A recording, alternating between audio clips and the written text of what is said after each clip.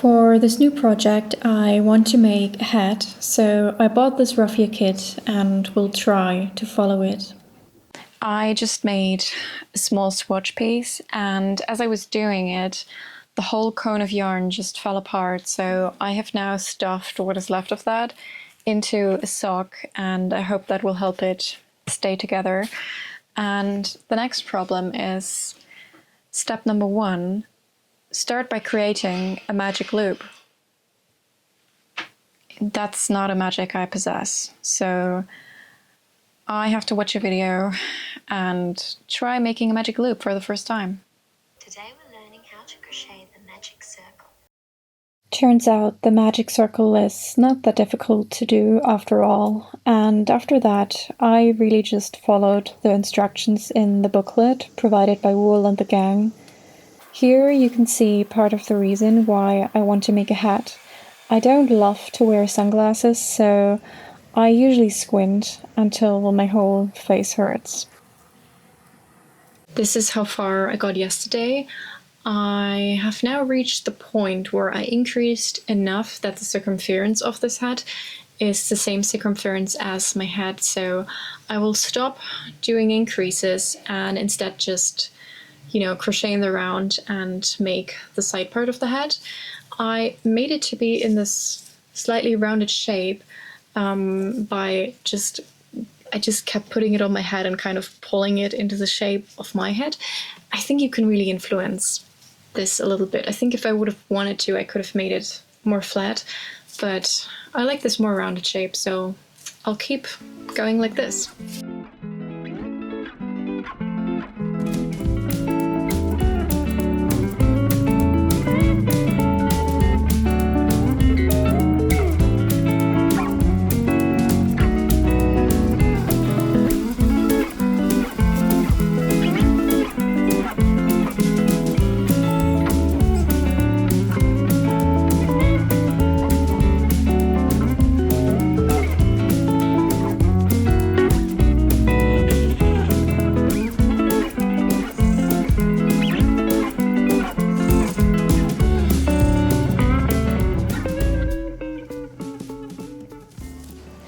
I didn't follow the instructions all the way because I wanted my hat to really fit to the hat shape and not be so flat on top, which means that I needed fewer stitches or fewer rows on the side part because the hat is pulled more down, and also the stitch at the brim. I'm not yet finished on the brim, but so far I did follow the instructions, but now the last row that I completed is the one with this kind of hole pattern to it, and it wants you to make another row of that, but I think one is enough for me, and then I will just do the normal single crochet stitch into the back of the stitch and then maybe make another row of the hole pattern, but I don't think I like how this is looking, at least in green. So I'll make some alterations to that and let's see how it turns out.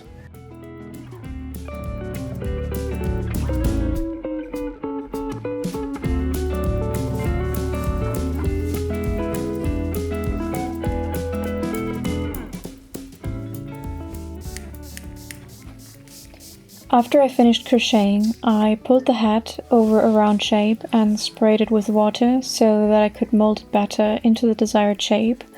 To make sure it stayed like that while it dried, I pulled another hat over it and let it dry outside.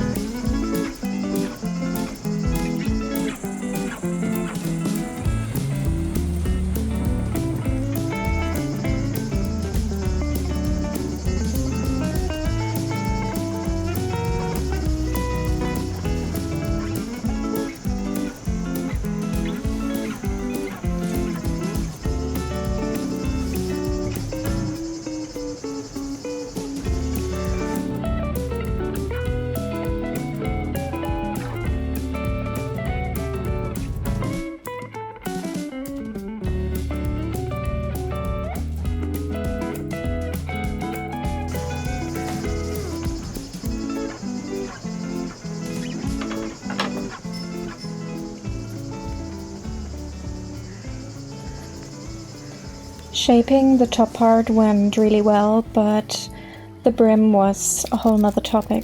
I thought I could use this fruit bowl as a guide to get a slightly curved brim, but it was just a bit too small, so I had to get creative and cut some cardboard into shape, stapled it to a curve and put it over the bowl. The next issue then was trying to get the brim to lay flat. After spraying it with water, I tried to push it down with my hands and even pinned it down with some bobby pins, but none of that really did very much, so in the end, the only thing that really worked was ironing it.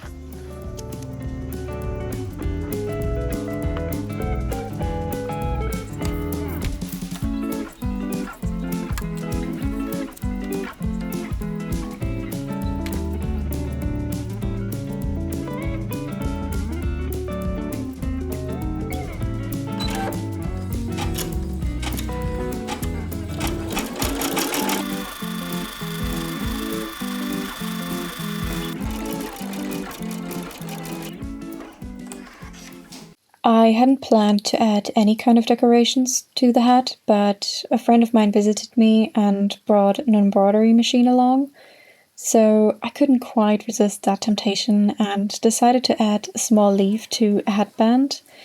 And with that I created a bow-like look on the side of the hat.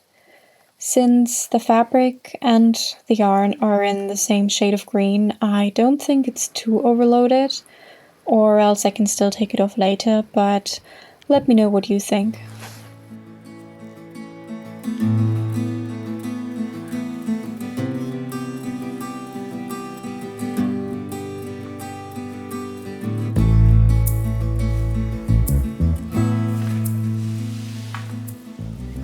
I finally finished my hat. It took about 10 hours, I would say, and I'm quite happy with how it turned out. For the first time, I think it's an okay hat. It's quite droopy, but against the sun that's actually quite helpful, so I'm not too mad about that. I think after learning how to do the top part construction, I will try to make another hat sometime soon that is more complex, maybe with either multiple colors or just different stitches involved that give you a bit of a more interesting look. But now it's time to enjoy this one before I start thinking about a new one. The best part about finishing this hat is that I can now finally eat the melon that had to serve me as a hat stand. If you're wondering how I found a melon that so perfectly fits the circumference of my hat, I went to the supermarket with my measuring tape and found one.